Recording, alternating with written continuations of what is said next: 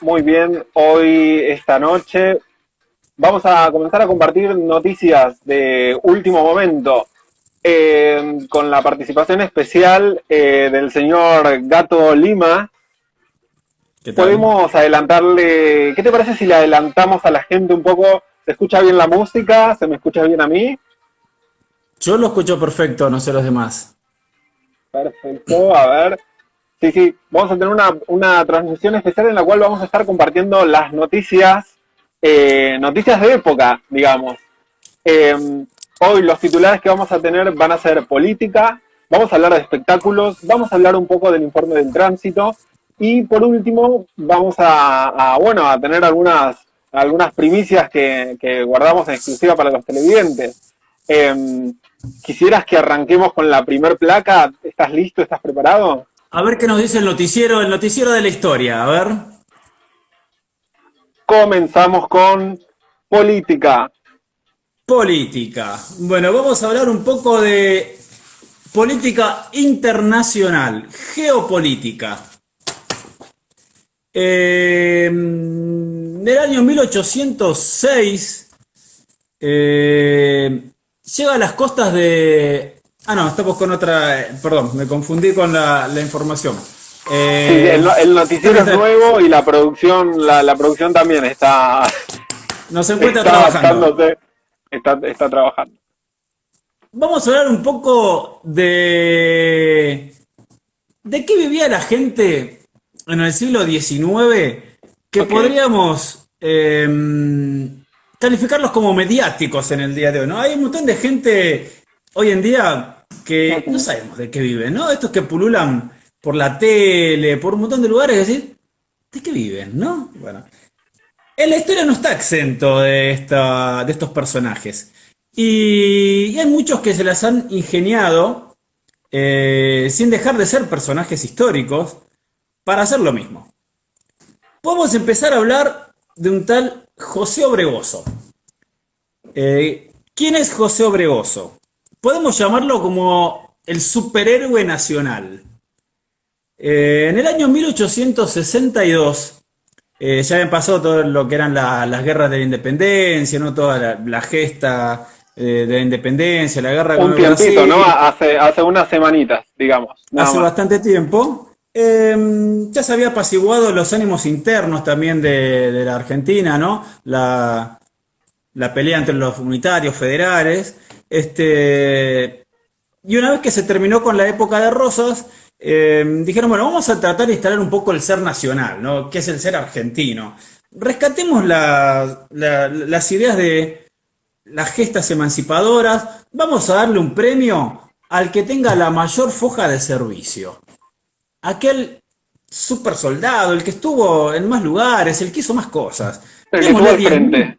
Claro, démosle 10.000 pesos, démosle medalla, vamos a nombrarlo, vamos a hacer una estatua, algo al quien haya hecho. Entonces, se designa una junta de los generales más antiguos, más viejos, para que reciban las solicitudes y los entrevisten. Estaban los brigadieres Martínez, Zapiola, Pirán, Alvariños y Blas Pico, muchas calles de Buenos Aires ahí dando vuelta, ¿no? Totalmente. Y se empiezan a recibir, ¿no? Las fojas de distintos soldados. Algunos tenían medallas, otros tenían las fojas, la mayoría no. Imagínate que en 1800 y pico no había muchos papeles para guardar, y el que tenía una medalla por ahí en medio de la guerra la perdía. Así que era más que Claro, nada claro. entrevistarlos. Se empieza a entrevistar gente, ¿no? Alguno que otro. Yo estuve en 2 lugares, 3 lugares, qué sé yo. Empiezan a... bastante gris todo, hasta que aparece José Obregoso. José Obregoso no tenía un perfil alto. Era más bien Ujú. alguien, perfil bajo, ¿no? Callado, pero que empieza a contar muchas cosas. Resulta que estuvo en todos lados José Obregoso.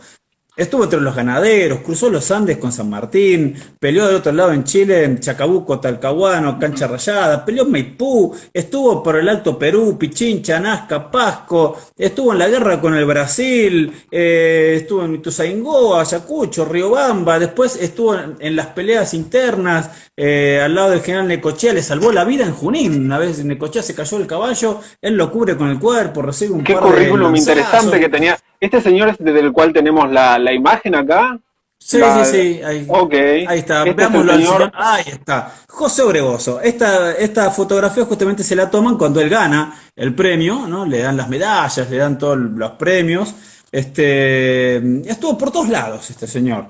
Este, cabe realzar que no es del todo cierta y no es del todo verdadera, ni falsa su información. José Barboso no es un chamullero.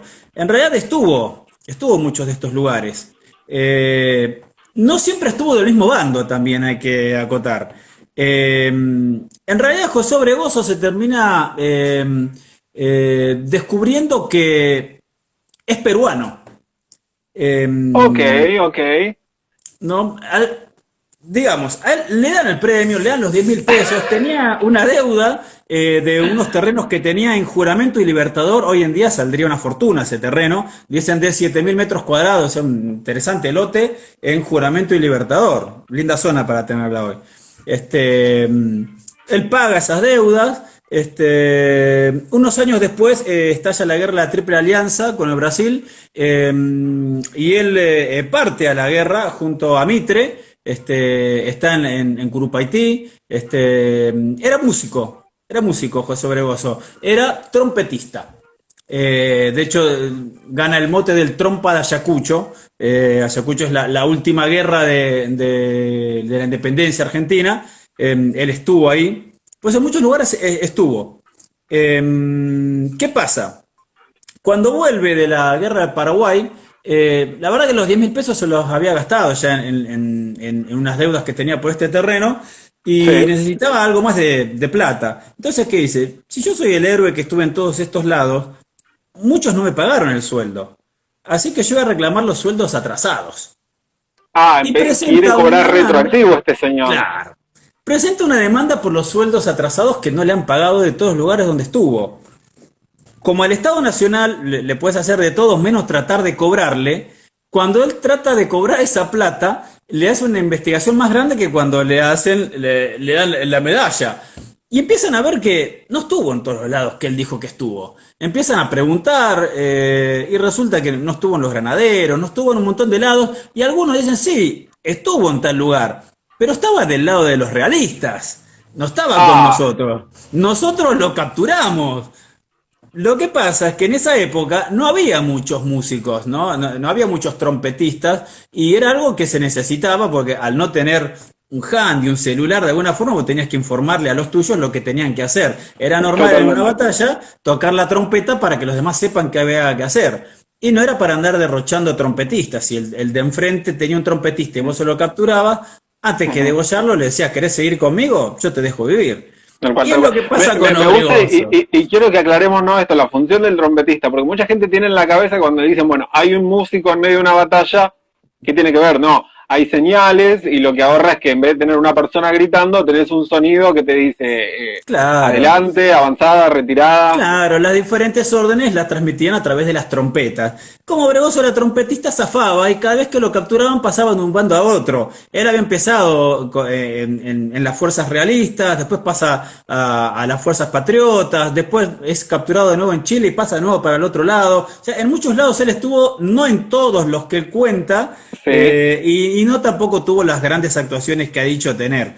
Es La lo que cosa es que podemos decir cuando... un panqueque, digamos, Sí, podría ser. era un chamullero, quiso cobrar plata. Cuando quiso cobrar de más, el Estado se dio cuenta que no estuvo en todos esos lugares. Lo que pasa es que era un papelón admitir que no los tuvo. Entonces, en el año 1873, él trata de cobrar este dinero. En el 74 se determina que no estuvo en todos estos lugares, pero se archiva el caso porque era un papelón decir que nuestro gran supersoldado era una mentira. Así que en realidad se archivó el caso, no se dijo más nada, pero consta de que el trompa de Ayacucho era un chamullero. Totalmente. A ver, quiero ver los comentarios de la gente que está reaccionando. La gente está muy contenta por tu corbata. La gente se pregunta por qué lo premiaron y bueno, calculamos que es porque tenía un muy buen CV. Lo que estamos viendo es que era un paquete, Claro, claramente. era un chamullero, sabía chamullar, les contó a todos una historia que se la comieron. Bueno, un adelantado, digamos, un adelantado de la época. Adelantado, Gato, sos adelantado. el Felipe Piña de Rafael Castillo. Era como Mirá, Jeremías era. Springfield. Me gusta, muy bien. Tengo acá una foto de un señor sentado, no sé si queremos verla, si... Dale, sí, sí, porque pasamos a otra. Esto es más una pequeña postilla. En Excelente. realidad, este señor es Lucio Mansilla. El hijo de Lucio Mansilla, el de las calles, es Lucio Victorio Mansilla. Corría el año 1852. Rosas es derrotado en Caseros. Se terminan las peleas internas. Lucio Mansilla era un oficial de Rosas. Dice, bueno, ya peleé mucho tiempo, me voy a Europa con mi hijo. En Francia se enteran de una pequeña, ¿cómo decirlo?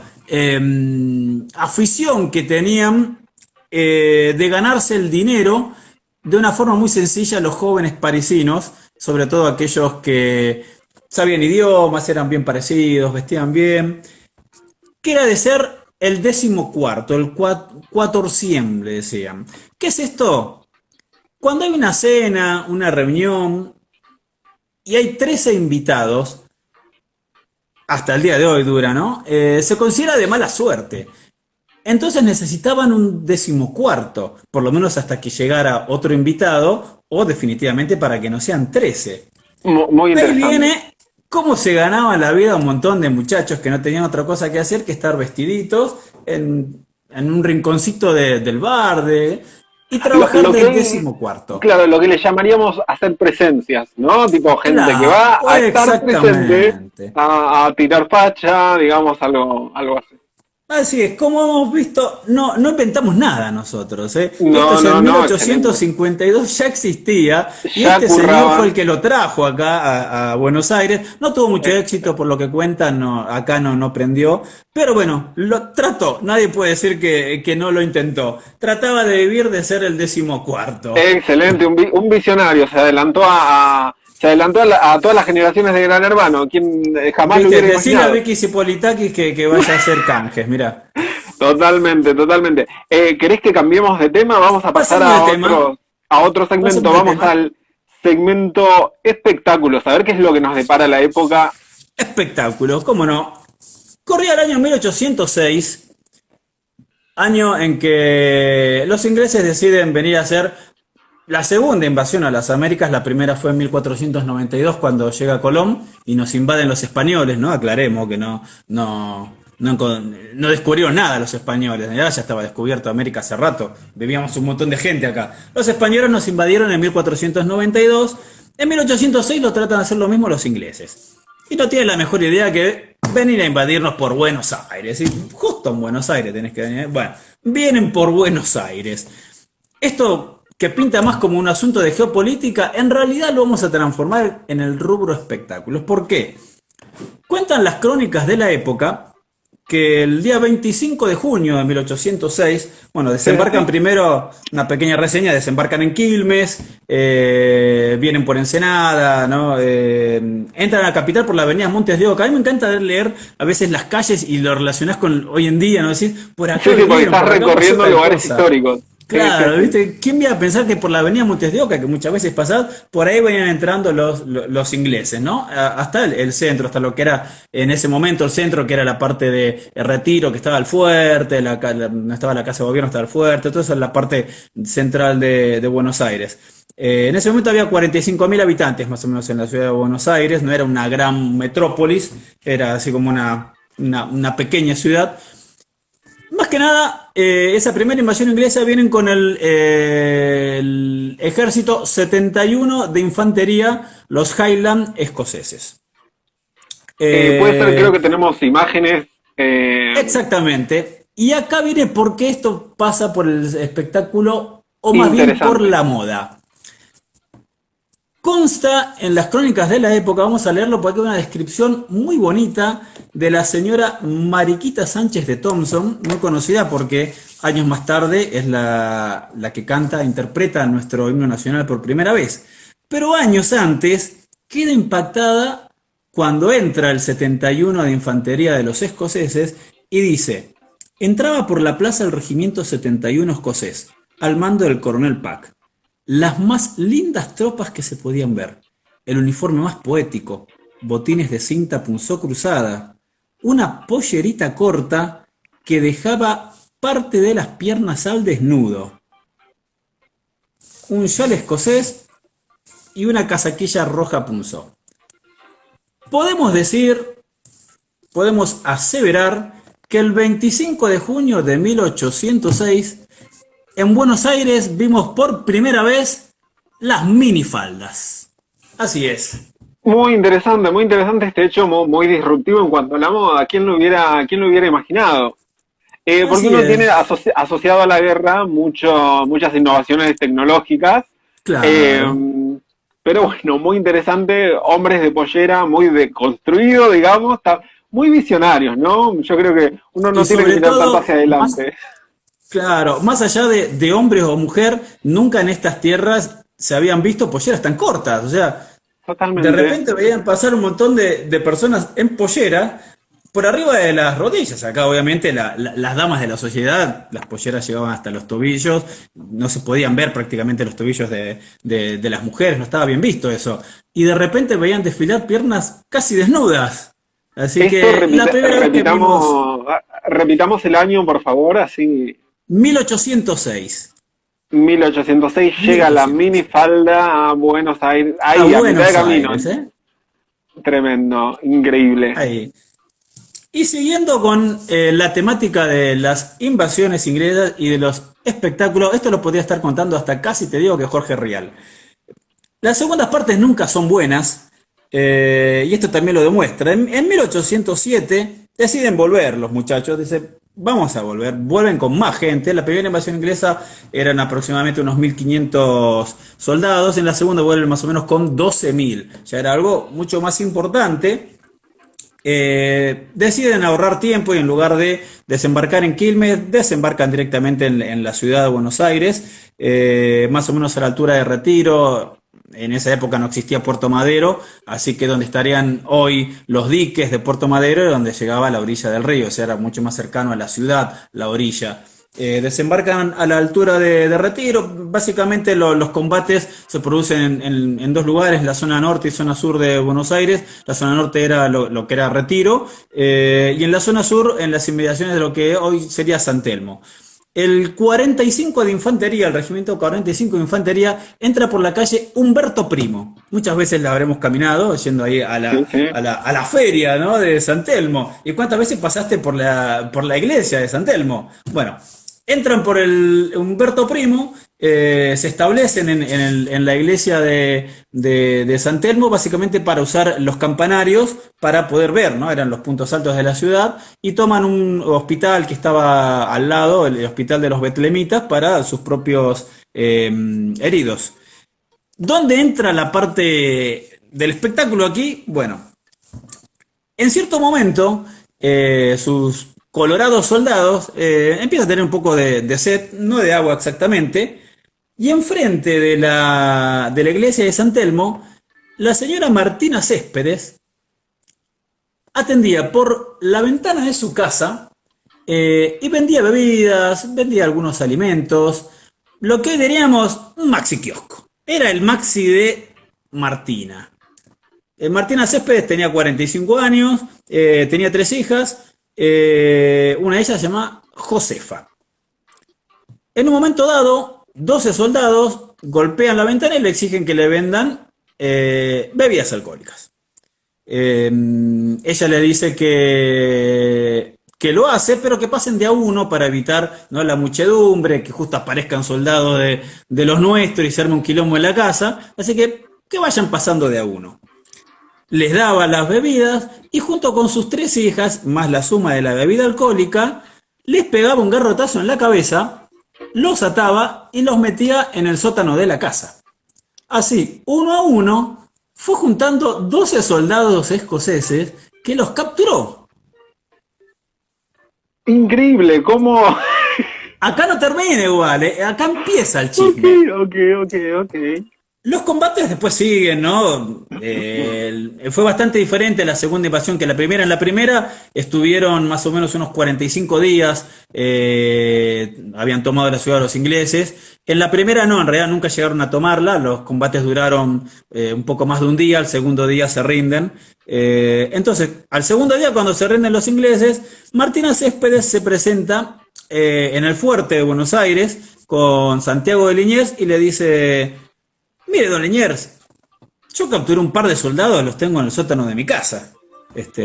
Vengan a buscarlos. A la señora Céspedes le dan el cargo de sargento del ejército, le dan goce de sueldo por su acto heroico. Dice, va, buenísimo. Increíble, increíble, muy patriota esta Muy mujer, patriota. muy, Pero muy buena así, la estrategia. Sí, sí, sí. ¿viste? Repitémosle a la gente la estrategia de esta mujer. Hasta el La día de señora, hoy creo que es usada, ¿eh? y la, la señora tenía, aprovisionaba, digamos, usaste muy bien el ejemplo del Maxi Kiosco, y bueno, dejaba entrar a los invasores que tomen, de a uno los atendía, y una vez que estaban les daba un garrotazo y quedaban planchados Absolutamente. ahí. Muy bien, un aplauso para A la los 2 días señora. entonces va, le dice a Liniers que tiene estas 12 soldados, le dan, bueno, el cargo de sargento, le dan La sueldo y condecora. demás, y los devuelve. Le devuelve los 11 soldados. ¿Cómo 11 soldados? ¿Cuántos eran? Eran 12. Eran 12, nos estaría faltando uno. Me parece que a la hija Josefa le gustó un soldadito. Ok, ok. Y el soldadito dijo, entre que me tomen prisionero y quedarme con Josefa, me quedo con Josefa. Así que Josefa y su mamá Martina se quedaron con un soldado. Esto consta en las actas del ejército inglés, donde informan que el regimiento 45 de infantería tuvo 17 muertos, 45 heridos y un desaparecido en acción. Muy bien, excelente. Unas estrategas totales, estas mujeres, una Por familia. ahí, por ahí deben andar unos coloraditos dando vuelta por la calle Humberto Primo. Totalmente, excelente. Tengo acá una imagen de gente tirando con de todo en el aire. No sé si querés que la veamos ahora. Eh, Eh, Podemos pasar la parte de tránsito si querés. Totalmente. Arrancamos ahora con el segmento de Informe del tránsito. tránsito. Contanos cómo estamos con el tránsito en la época y en qué época. Bueno, siglo XIX, la ciudad empieza a crecer, ¿no? Empieza a parecerse cada vez más una metrópoli y empezamos a incorporar las cosas que hay alrededor del mundo. En esa época Buenos Aires empieza a adquirir muchas cosas que estaban en las grandes ciudades, era una ciudad pujante. En el año 1857 eh, se inaugura la primera línea de tren de la Argentina. Sería lo que hoy es la línea Sarmiento, básicamente. Ahí tenemos una de las locomotoras. 4 años antes se designa la construcción. Y en 4 años realizan el trazado en básicamente lo que hoy es la línea Sarmiento. Eh, Iba desde más o menos desde Plaza Parque hasta Floresta. Menos Plaza Parque, que era de 11 un poquito más hacia el centro, no existe más esa. Las demás estaciones existen. Estaba 11, Almagro, Caballito, Flores, Floresta, y bueno, para el otro lado de la cabecera era Plaza Parque. Como era algo novedoso, los vecinos no estaban muy convencidos de esto de que venga, ¿no? Una mole a surcar la ciudad. En esa época, más que nada, lo que había eran carruajes, las calles eran prácticamente todas de tierra, no había lo que se conoce hoy como avenidas. Avenida Rivadavia, que sería más o menos lo que iba al costado. Ese todavía no, es la próxima. Es la locomotora por ahora. Estamos, Exactamente. volvemos, nuestra cámara está un poco distraída. Por ejemplo, la avenida Rivadavia, lo que es hoy en día, en ese momento era prácticamente un pantanal a lo largo de toda la avenida, se iban con carretas tiradas por bueyes. Así es que, bueno, se decide urbanizar el transporte. Los vecinos tenían mucho temor de esto que funcionaba. Era una máquina de vapor en realidad, pero bueno, no sabían muy bien qué era algo que se movía solo, ¿no? Entonces, es más, hacen firmar que si el dispositivo de vapor era muy peligroso, se lo iba a reemplazar por caballos. O sea, vamos a probar, vemos cómo funciona esto, es algo novedoso, yo le tengo miedo. Si es peligroso, van a ir a caballo.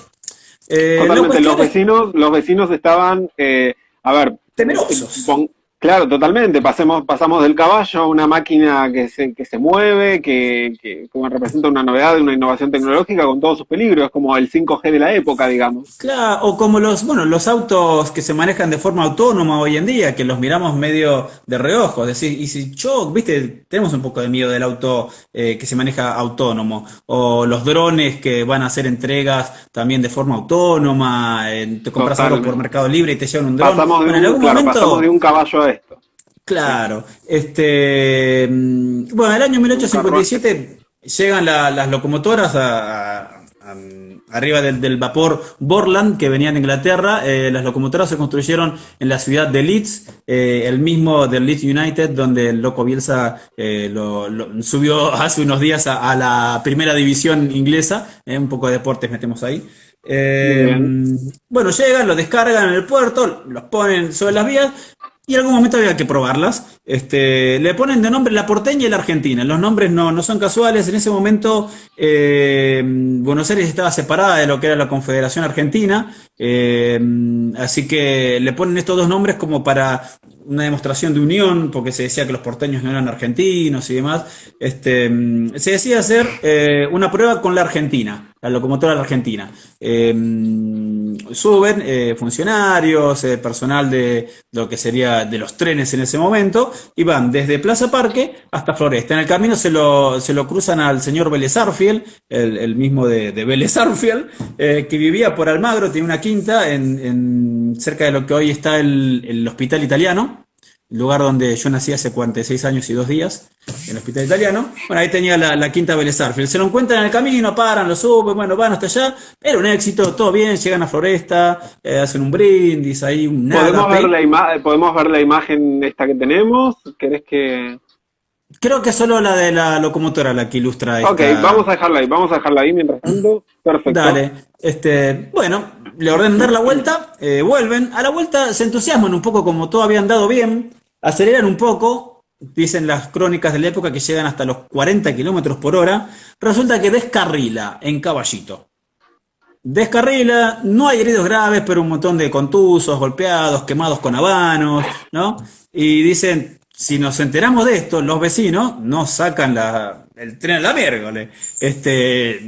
Tenían miedo de traerlo, imagínate si descarriló. Así que nada, en la noche, arreglan las vías, dice que tuvieron que reemplazar 70 durmientes. Y para el otro día, que era la inauguración oficial, ponen a la otra locomotora, la porteña, que es la que termina siendo el primer viaje oficial por el descarrilamiento de la Argentina. Así que en las crónicas queda como el primer viaje por la porteña. En realidad, el primer viaje lo hizo la Argentina y descarriló. Más o menos como Descarriló. ahora. Ok, tuvimos una prueba de testeo que no salió bien, pero bueno, en la inauguración oficial usaron la que funcionó. El viaje estuvo bien, así que podemos decir que acá no pasó nada. Ahí no pasó nada. Es más, le hicieron prometer a todos que no digan nada, que lleguen a su casa y acá no pasó nada, porque si se conocía que había descarrilado, volvía todo para atrás. El tránsito se sigue Repitamos, complicando. sí, repitemos a la gente para que pueda ubicarse en contexto a quienes recién se han sumado. Estamos hablando del tránsito en el año. 1857. Excelente, excelente. La cosa sigue avanzando. Llegamos a 1870. La ciudad sigue creciendo y necesitamos más medios para movilizarnos, ¿no? Tardamos mucho tiempo en carretas de un lado al otro. Se dice que, por ejemplo, del centro a Flores, en ese momento las zonas alejadas de Buenos Aires, de la ciudad, era Flores, era una zona de quintas, muchos tenían sus casas en Flores y tardaban varias horas en carretas y demás. Así que los hermanos Lacroce, los mismos de la estación Lacroce, Totalmente, me eh, suena. claro, los hermanos Lacroce deciden inaugurar una línea de tranvías. Eran tranvías Excelente. en ese momento tirados por caballos. Iba una línea que tenían dos tranvías, iban desde la Casa de Gobierno hasta la Plaza de Miserere. Estos dos tranvías también, la gente de repente dice, tenemos que convivir en medio de la calle con unos cosos grandotes. ¿Y qué es esto? O sea, por lo menos el tren, que ya le teníamos miedo, va por la vía, de ahí no sale. Esto anda por la Totalmente. calle, ¿qué es esto? Así que le tienen tanto miedo que exigen que 100 metros delante del tranvía vaya un jinete vestido de rojo con una bandera verde y una trompeta avisando que viene el tranvía. Excelente. El medio de notificación, ¿no? De la época, digamos, no había Claro, te maps mandaban ahí, un no había WhatsApp, forma. ¿viste? No, no, no.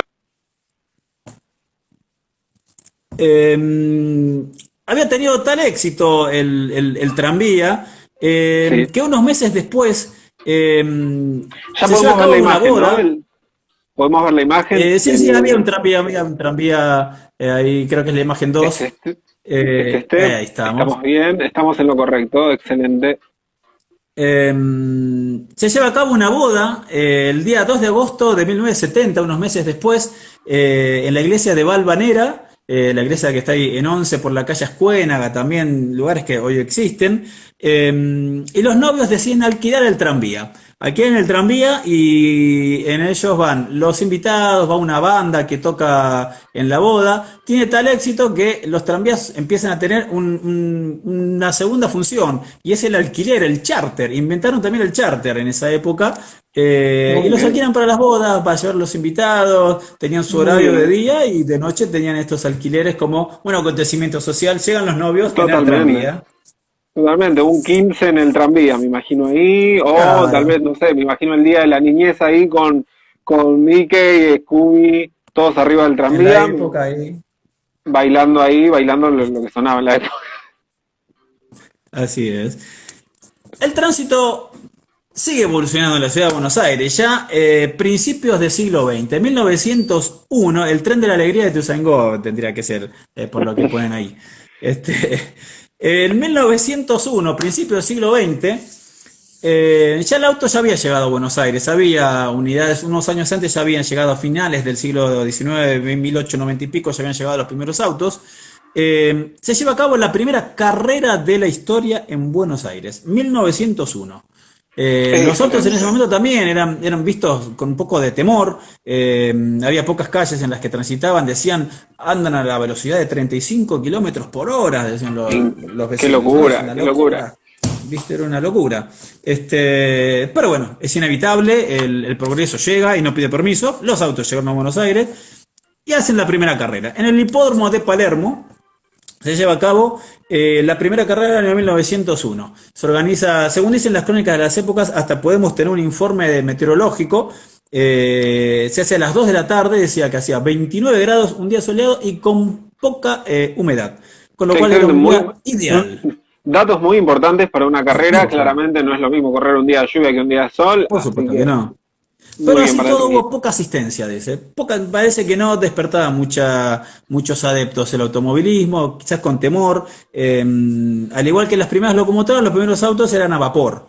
Tenían bajo el asiento, hay una imagen por ahí de uno de esos primeros autos, un Podemos locomotive, verlo. ahí lo tenemos. Estos eran los primeros autos. Era muy parecido a un carruaje, pero sin el caballo prácticamente. No tienen volante, como podemos ver, se manejaba con una palanca, se le daba dirección como si fuese el timón de un barco. Y abajo del asiento del conductor había una caldera, funcionaban a vapor.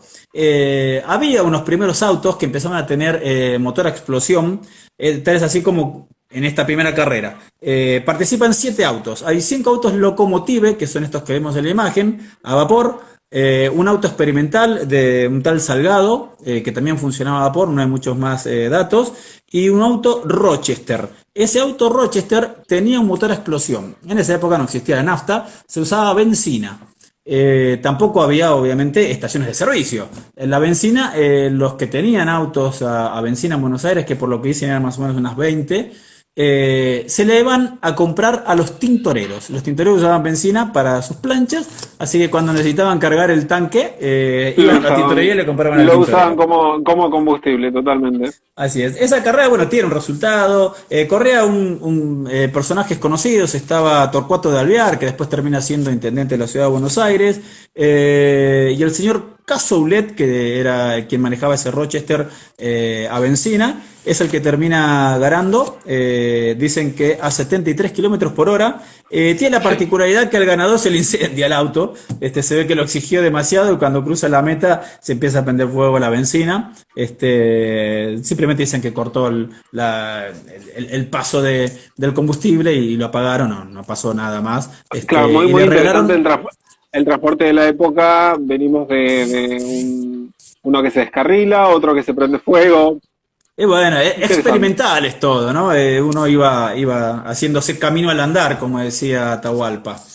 Sabemos. Bueno, le da una cigarrera de regalo por la carrera ganada, que está hoy en día en el Museo del Automóvil, el primer trofeo de la primera carrera de la historia en la Argentina. Excelente, excelente. Y podemos pasar al último medio de transporte de los que hay actualmente, ¿no? El subte. El Sigamos subte al empieza a subte. aparecer en el mundo y en el año 1913 se inaugura la línea A de subtes. Cabe decir que lo hacían bastante rápido, porque hoy en día para hacer un par de estaciones tardan un montón de tiempo. Por lo que Totalmente. dicen, en el año 1909 se firmó la concesión, así que en 4 años hicieron la línea A de subte a principios de 1900. Increíble, increíble. Ahora, ¿cuántos años tardaron para hacer la línea H? No sé, 20.000. Bueno, por en esa época hicieron en 4 años, hicieron la línea de subte. Creo que Unir- los que en 100 años cuenten la historia para atrás no van a tener tanto para contar. no Es va lo a haber mismo, pero tanto, me parece. lo pintamos. Claro. Básicamente las mismas estaciones que existen hoy. Plaza de Mayo 11, eran 9 estaciones.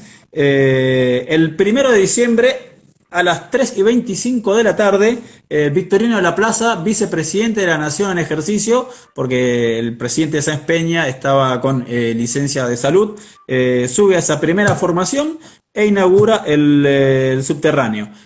Como había una gran cantidad de analfabetos en esa época, se arregla, además de los nombres escritos, un código de colores.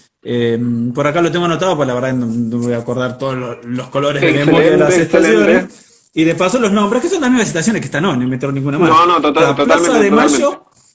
Plaza de Mayo celeste, Perú amarillo oscuro, Piedras verde, Lima, no yo era otro, color gris, Sáenz Peña azul oscuro, Congreso tenía color carmín, qué nombre, Pasco rosado, Alberti marrón y Plaza 11 azul.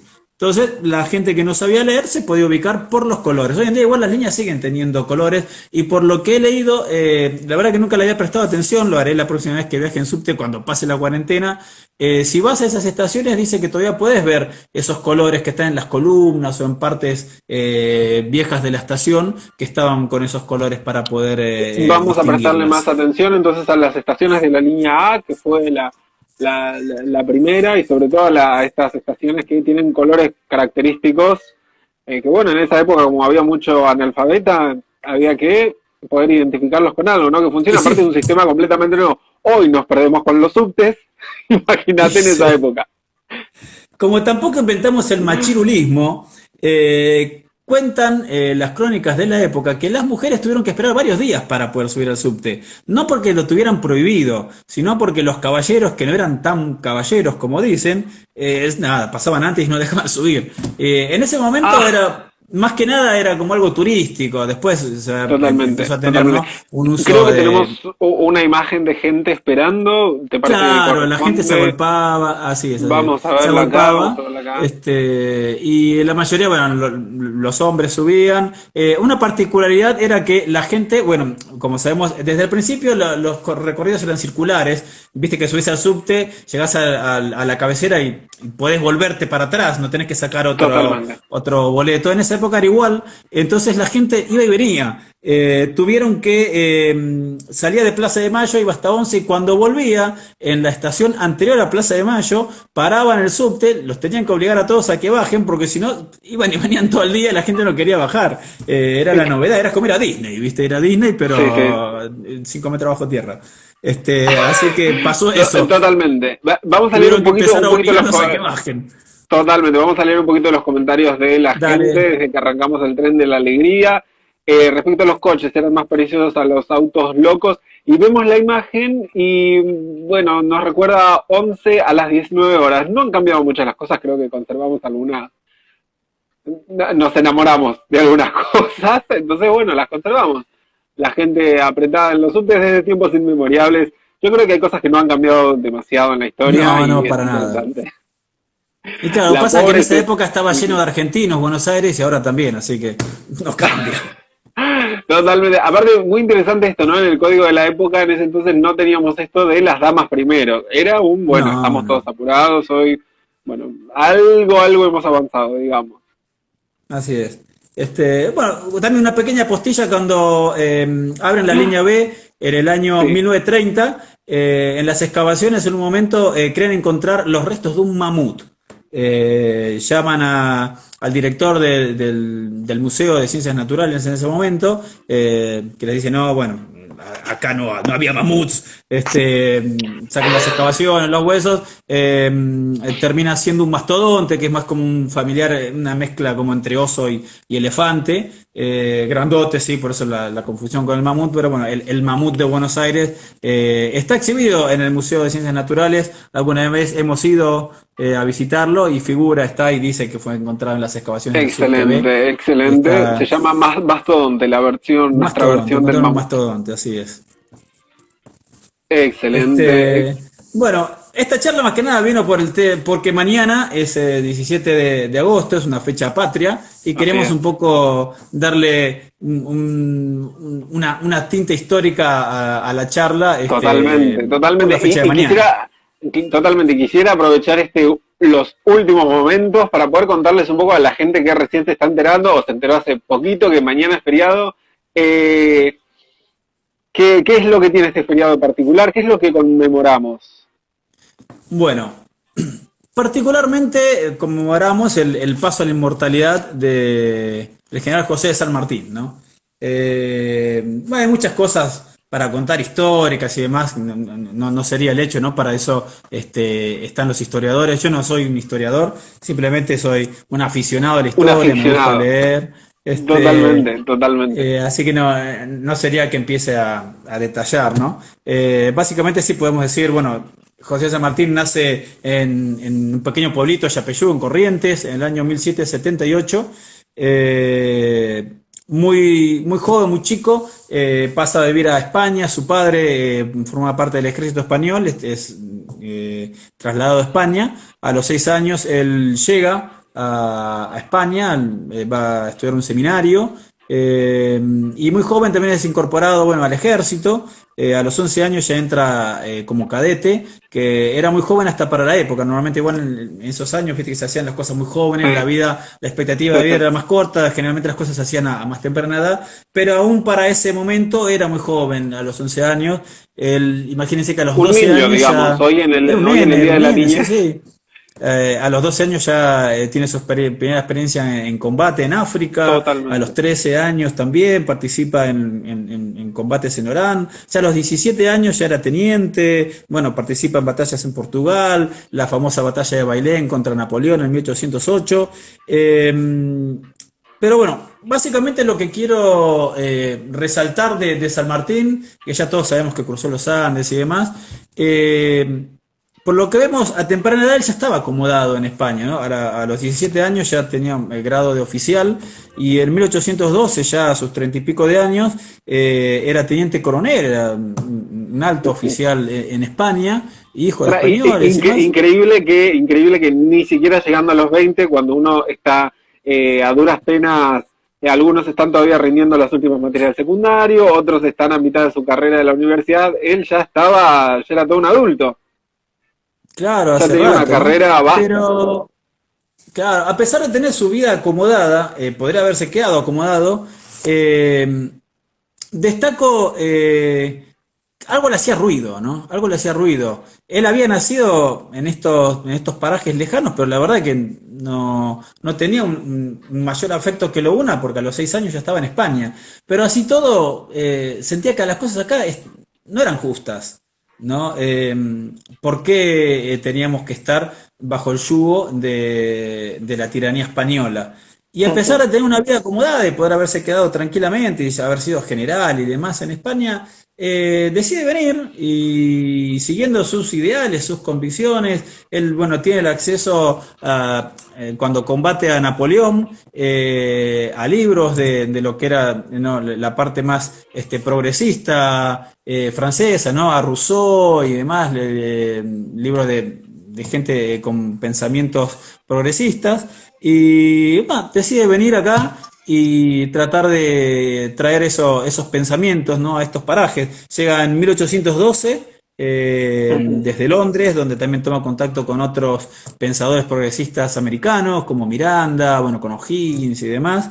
Y nada, empieza esta carrera que ya conocemos en los libros, ¿no? De crea los granaderos y demás, el cruce de los Totalmente, Andes. totalmente. Pero más que nada, también hay que adaptarse, ¿no?, al pensamiento de la época en la que vivió, porque podemos decir, bueno, un pensamiento, un libre pensador, un humanista, pues bueno, como humanista andaba degollando gente. Hay que acotar, bueno, que en el año 1800 las ideas se imponían con sable. Si vos hacías una sentada a lo Gandhi, venían, te cortaban el cogote y a otra cosa. Tu idea no No, pasaba de ahí. claro, no funcionaba así la cosa. Claro, entonces, era un libre pensador, defendía los derechos y la vida, pero había que imponerlo a sangre y fuego porque no había otra. Pero así todo, Totalmente. bueno, las crónicas hablan de una persona que prestaba mucha atención en sus subordinados. He leído, bueno, libros donde detallan los pedidos para sus ejércitos, donde además de toda la parte bélica, siempre prestaba mucha atención a la vestimenta, que estén cómodos, pedían botas, zapatos, medias. Contaban muchos que la primera vez que se habían puesto unas botas o medias era cuando estaban en el ejército con San Martín, por primera vez en su vida. Increíble. Alimentos, no faltaban los alimentos. El cruce de los Andes es la verdad, una obra maestra de ingeniería, no desde el punto de vista militar, sino cómo lo pensó. Un viaje que hoy en día es dificilísimo hacerlo. Lo hicieron a lomo de mula, prácticamente no tuvieron bajas, no pasaron hambre, tuvieron alimentos, tuvieron bebidas, Sí, tuvieron todo lo que se claramente necesitó. exigía una planificación, un nivel de planificación Enorme, sistémica, enorme, porque enorme. no era una persona que solamente pensaba en la cuestión bélica, sino también en la No, no, cuestión no. de... No, no, por supuesto. Para hacer un paralelismo, bueno, con el otro gran libertador de América, con Simón Bolívar, él también tiene un cruce de los Andes por el norte, cuando pasa de la Gran Colombia para el lado de Perú, que termina siendo un desastre. Básicamente él no tenía esta atención hacia sus subordinados y por lo que cuentan, llegan en una hambruna total, casi desnudos, no le habían llegado, los caballos se le murieron en el camino, muertos de hambre, o sea, se murieron un montón, que más que nada porque se pensaba nada más que llegar al otro lado a pelear y no en el cómo, y eso es algo que es muy repetido en San Martín. No le prestaba atención, que no tengo ganas que se mueran mis subordinados, estamos acá todos No. peleando. Pero bueno, a mí te toca mandar, a vos ser mandado, pero bueno, había muchas reuniones de camaradería, solía compartir momentos de juegos de carta, también dicen que jugaba al ajedrez y jugaba con otros oficiales o soldados, o sea, compartía momentos con sus subordinados y le prestaba atención a sus necesidades, ¿no? Digamos que Entonces, si lo quería por ahí. conoceríamos hoy sería un tipazo, una persona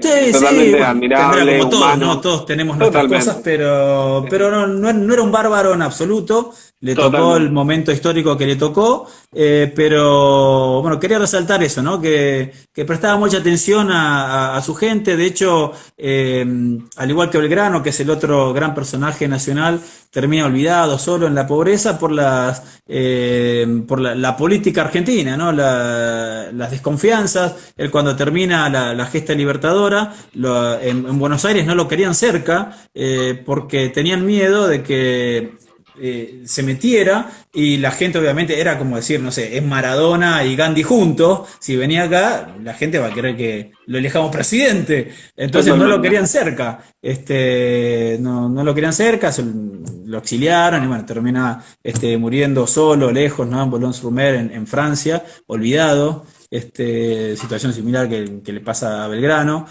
por estas mezquindades, ¿no? Los políticos argentinos que simplemente estaban sentados en una silla mandando a lo lejos, no querían que estos personajes que eran renombrados y que hicieron tantas cosas vengan acá porque le iban a sacar su lugar. Muchos años después, San Martín termina en el lugar que termina, ¿no? Cuando empieza el revisionismo histórico y se los reivindica, porque la verdad que en su momento, cuando él fallece a mediados del siglo XIX, no se sabía mucho, no se hacía trascender prácticamente nada, ¿no? No querían que se conozca esas cosas. Así que, nada, por suerte después hemos podido rescatarlo y rescatar un montón de cosas más allá de todas las batallas que las vimos.